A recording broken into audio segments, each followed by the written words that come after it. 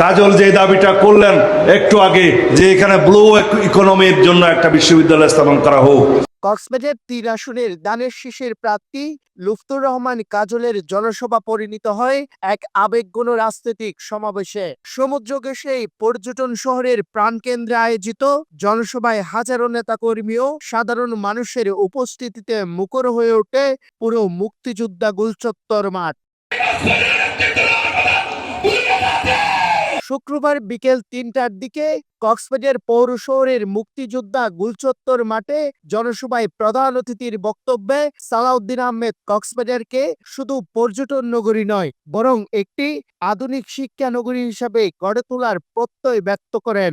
বক্তব্যে তিনি বলেন, সমুদ্র শহর কক্সবাজারে একটি পূর্ণাঙ্গ পাবলিক বিশ্ববিদ্যালয় স্থাপন করা হবে।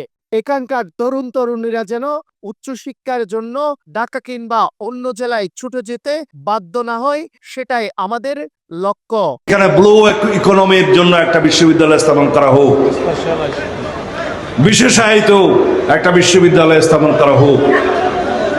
বাংলাদেশের যে সম্পদ রব্বুল আলামিন আমাদেরকে কক্সবাজার দিয়েছেন, সেজন্য উপযুক্ত ভূমি হচ্ছে পৃথিবীর সবচাইতে দীর্ঘ স্যান্ডি, ওয়াইডেস্ট এবং ভার্জিন বিচ।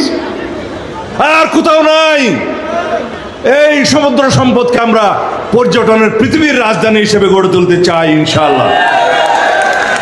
আমাদের এই কক্সবাজারে দিয়েছে রব্বুল আলামিন গভীর সমুদ্র বন্দর করার মতো উপযুক্ত স্থান, যেটার পরিকল্পনা, জরিপ, সমস্ত কিছু আমরা 2001 সালের গভর্নমেন্টের সময় করেছি। আমরা সেই স্থান নির্ধারণ করেছি, ফিজিবিলিটি জরিপ, ইকোনমিক অ্যান্ড ফিনান্সিয়াল স্থান নির্ধারণ, সব কিছু তখন হয়েছে। দুর্ভাগ্যক্রমে আমরা রাষ্ট্র পরিচালনার দায়িত্বে আসতে পারলাম না। আজকে দীর্ঘ 17 বছর অপেক্ষা করতে হয়েছে। বাংলাদেশের এই গভীর সমুদ্র বন্দর যেখানে নির্মিত হচ্ছে, এই সমুদ্র বন্দর দক্ষিণ এশিয়ার অর্থনৈতিক হাব হিসেবে পরিণত হবে ইনশাআল্লাহ। আন্তর্জাতিক বিমানবন্দর হয়েছে, এটাকে আরো সম্প্রসারিত করা হবে। সুতরাং এখানে ব্লু ইকোনমির জন্য বিশেষায়িত যে বিশ্ববিদ্যালয়ের স্থাপনের জন্য দাবি উঠেছে, আমার ভাই কাজল করেছে, সেই বিশ্ববিদ্যালয় স্থাপন করা হবে ইনশাআল্লাহ। জনসভায় বক্তারা বলেন, দীর্ঘদিন ধরে কক্সবাজার উন্নয়নের নামে অবহেলিত, শিক্ষা ও স্বাস্থ্য খাতে কাঙ্ক্ষিত অগ্রগতি হয়নি। সালাউদ্দিন আহমেদের প্রস্তাবিত বিশ্ববিদ্যালয় পরিকল্পনাকে তারা সময় উপযোগী ও ভবিষ্যৎমুখী উদ্যোগ হিসাবে আখ্যা দেন। কক্সবাজারের সূর্য সন্তান, বাংলাদেশের রত্ন, বাংলাদেশ জাতীয়তাবাদী দলের স্থায়ী কমিটির সদস্য জনাব আলহাজ সালাউদ্দিন আহমেদ আসবেন। উনি আমাদেরকে ঐক্যবদ্ধ ডাক দিয়েছেন। তাদের শীষের প্রতীকে আমরা ঐক্যবদ্ধভাবে কাজ করছি। আগামী 12 তারিখ ইনশাআল্লাহ আমরা লুৎফুর রহমান কাজল ভাইকে বিজয় করে বাংলাদেশের আগামী রাষ্ট্রনায়ক Tarique Rahman I have a plan যেটা দিয়েছেন, সেটাকে বাস্তবায়নের জন্য আমরা কক্সবাজার সদর রামু আসন অবশ্যই লুৎফুর রহমান কাজল ভাইকে বিজয় করবো ইনশাআল্লাহ। দীর্ঘ 17টি বছর ফেসিবাদের আমলে আমরা ভোট দিতে পারি নাই।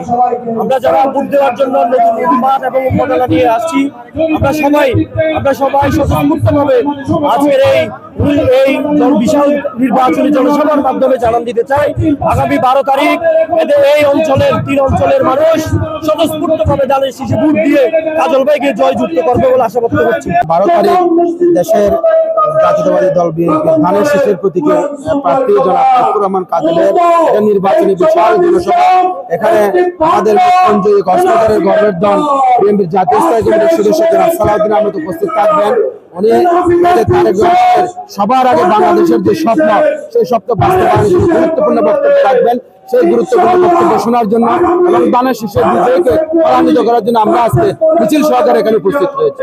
কক্সবাজার 3 আসনের এই জনসভা শুধু একটি নির্বাচনী আয়োজন নয়, বরং উন্নয়ন ও শিক্ষাভিত্তিক ভবিষ্যৎ কক্সবাজার গড়ার প্রতিশ্রুতির এক স্পষ্ট বার্তা হিসেবেই দেখছেন স্থানীয়রা। ইয়াসিন আরাফাত, মোহনা টিভি, কক্সবাজার।